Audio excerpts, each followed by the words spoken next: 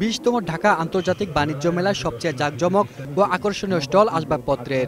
ক্রেতাদের আকৃষ্ট করতে স্টলগুলো সাজসজ্জায় খরচ করা হয়েছে প্রচুর টাকা, কিন্তু পণ্য বিক্রিতে তেমন সাড়া না পাওয়ায় লোকসানের আশঙ্কায় বিক্রেতারা। সত্যি কথা বলতে কি বিক্রি আসলে খুবই খারাপ। বিক্রি বলেন, দর্শনার্থী বলেন।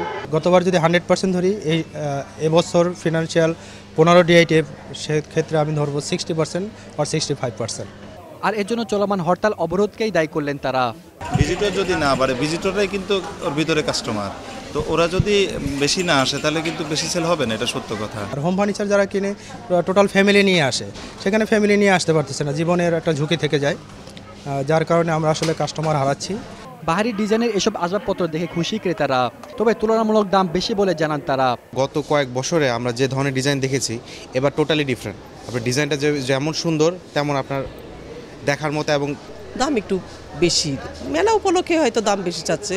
আমাদের মধ্যবিত্ত যারা আছে তাদের জন্য একটু দামটা মনে হচ্ছে একটু বেশি।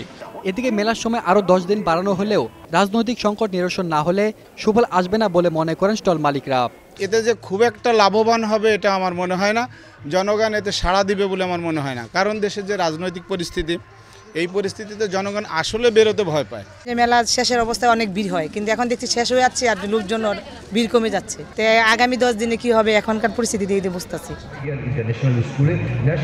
সেলিম মালিক, 21 টেলিভিশন, ঢাকা।